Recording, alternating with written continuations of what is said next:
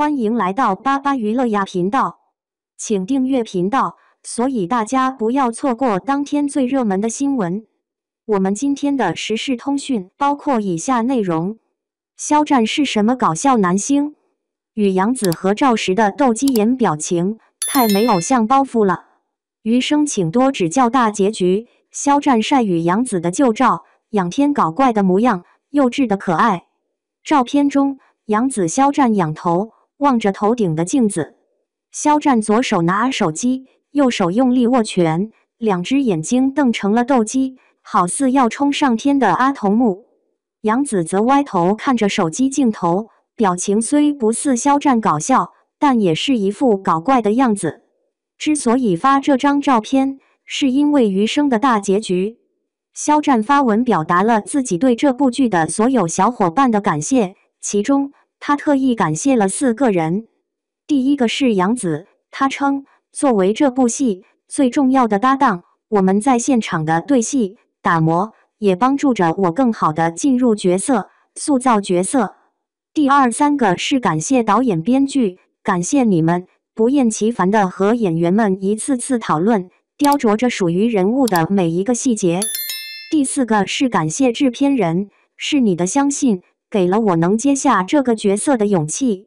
而杨紫评论了这条推文，肖战回复他时用了这张2人的旧照。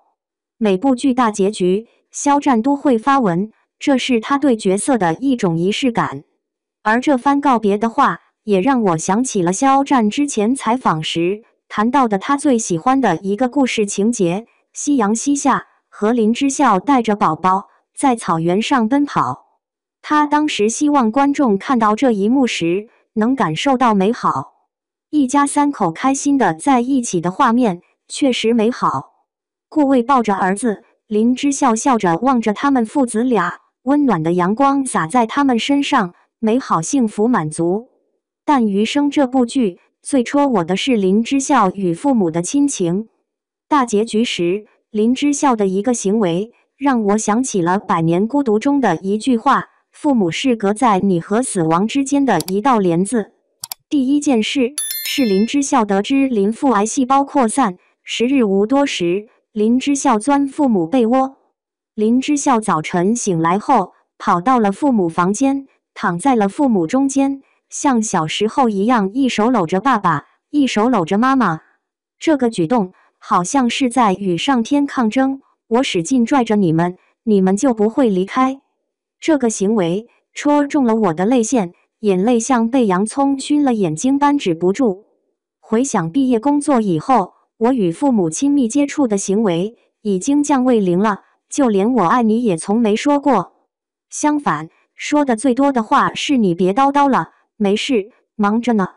让我很触动的一点是，父母不会弄手机时，宁愿问别人，也不愿打扰我时，我懵了。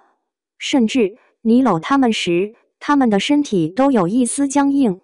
也许我想的是努力赚钱，让他们安享晚年，但到头来，他们与我却变成了最熟悉的陌生人。所以，看到林之孝钻父母被窝时，我眼泪唰的就下来了。父母也挺纠结的，他们又想你出人头地，但又想你平凡点，住得离他们近点，没事跟他们拌拌嘴也挺好的。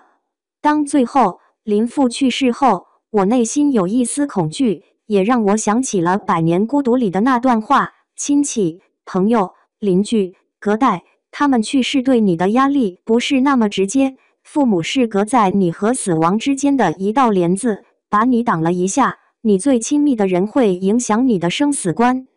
父母是我们和死神之间的一堵墙，父母在，你看不见死神；父母一没，你直面死亡。所以当时就有一个念头，其实你没那么忙，用追剧看综艺的时间给爹妈打视频电话，发个表情包，绰绰有余。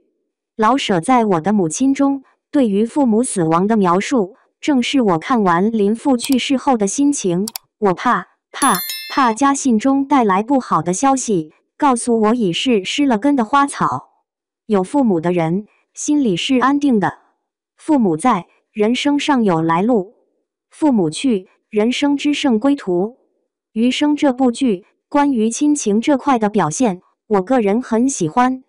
烟火气浓郁，没有刻意煽情说教，只是用视听语言传递给观众，把对与父母关系的思考留给观众自己。树欲静而风不止，子欲养而亲不待。所以看完这部剧，你对与亲人的关系有什么样的感触呢？评论区等你说出你的故事。关注我，换个角度看影视明星趣闻。白敬亭为啥没成顶流？成爆火问题。4个事业转折点暴露真实野心。张大洋密对镜自拍，腰间红绳引热议。网友拎得清的女子。刘亦菲新剧爆火预定，题材与风平浪静闲暇类似，适合职场人看。肖战热巴杨洋是什么妖孽啊？杜甫李白的诗也太配他们了。磕到了。肖战杨紫当年摸头杀，这表情说没事儿，我不信。这是一个大家从未见过的肖战。当年我们只知道他曾对杨紫施展摸头杀，但其他的照片却从未见过。今天竟然意外发现了，原来肖战在还没喝醉前是这样的，憨态可掬，超级可爱的望着前方，真让人忍不住想把他抱走。他举起一杯香槟，此时他已经饮酒，耳朵和脸颊都泛着红晕。宽大的卫衣让他整个人看起来很稚嫩，他的侧脸简直帅得无与伦比。此时杨紫出现了，肖战杯中的酒已经明显减少了许多，他显然酒量不高，微醺的状态让他的目光一直紧紧追随杨紫，那双眼睛仿佛要将杨紫融化一般，满是宠溺和温柔。肖战看着杨紫的表情，仿佛在说没事儿，但我实在难以相信。肖战说了些什么，让杨紫既惊讶又害羞？他双手捂着嘴巴，笑得非常开心。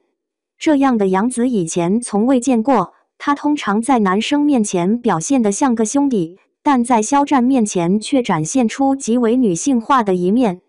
肖战曾在合作后称赞杨紫性格细腻却有些大条，像个小太阳一样幽默有趣。